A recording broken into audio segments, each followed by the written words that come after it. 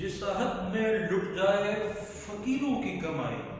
اس صاحب کے سلطان سے کوئی بھول ہوئی ہے۔ اور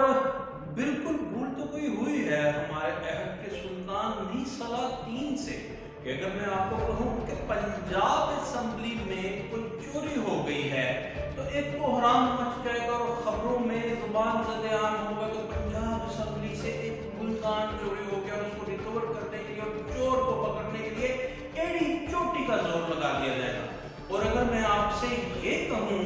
کہ وزیر قانون پنجاب ہیں جو بشارت راجہ، ان کی جیب سے کسی نے پیسے نکال لیے ہیں، تو یہ بھی ایک مین اسٹریم کی خبر بن جائے گی اور پوری دنیا، پورے لا انفورسمنٹ کی ایجنسیز ان کو اس چور کو پکڑنے کے لیے اور رقم کو جو رانا بشارت صاحب کی جیب سے نکلی ہے ریکور کرنے کے لیے زمین و آسمان کی کلابیں ملا دیں گے اور ایک قیامت بپا ہو جائے گی۔ مگر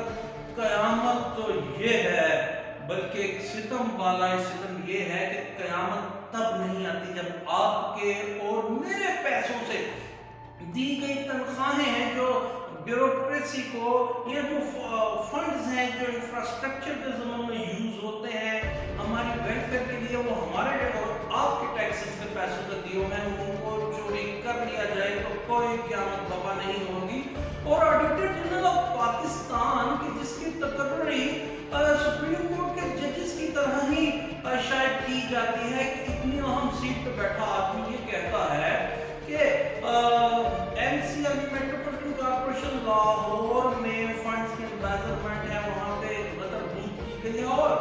نومبر 2019 کو یہی رانا بشارت صاحب جو پنجاب کے وزیر قانون ہیں، سلطان ہیں صاحب کے، یہ رپورٹ سامنے رکھتے ہیں پنجاب اسمبلی کے ہاؤس کے، اور ساتھ ہی یہ پبلک اکاؤنٹس کمیٹی 2 کو ریفر بھی کی جاتی ہے اور کہا جاتا ہے کہ 1 سال میں اس کی رپورٹ دیں اور اس کو ایگزامن کریں۔ اب مجھے یہ بتائیے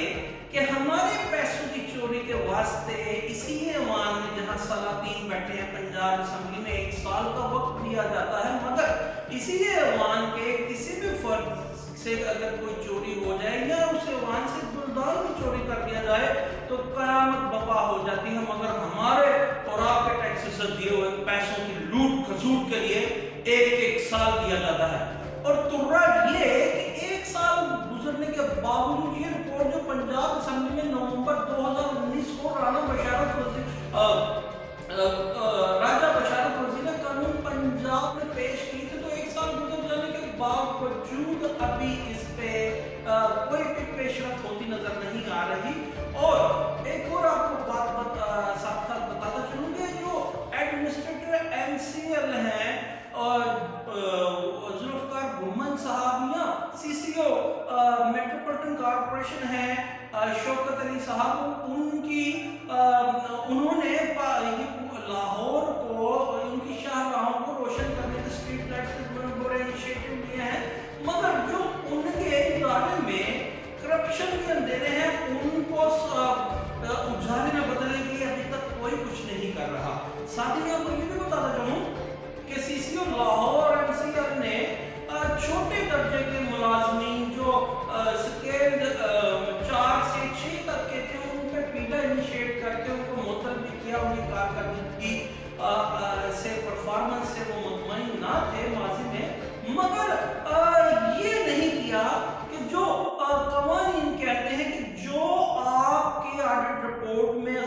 شمس ہے حقیقت کے عوامی پیسوں کو اڑایا گیا، چوری کی گئی، ان کے خلاف ابھی تک نہ administrator M C L Lahore Zulfiqar بھومن صاحب نے اور نہ ہی سی سی او لاہور شوکت علی صاحب نے کوئی کارروائی کی ہے۔ تو سوچنے کی بات یہ ہے کہ پور پرفارمنس پر چھوٹے ملازمین کے خلاف تو آپ کارروائیاں کر رہے ہیں، مگر فنڈز کی چوری، امبیزرمنٹ کرنے پہ، مس اپروپریٹ آف فنڈز کے ضمن میں آڈیٹر جنرل پاکستان کی رپورٹ پر بھی کچھ نہیں کہہ رہے۔ اور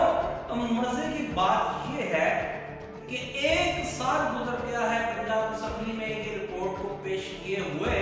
اور پبلک اکاؤنٹس کمیٹی 2 کو ریفر کیے ہوئے، مگر ابھی تک اس پہ کچھ ہوتا نظر نہیں آ رہا۔ بتانا صرف یہ مقصود ہے کہ اگر کسی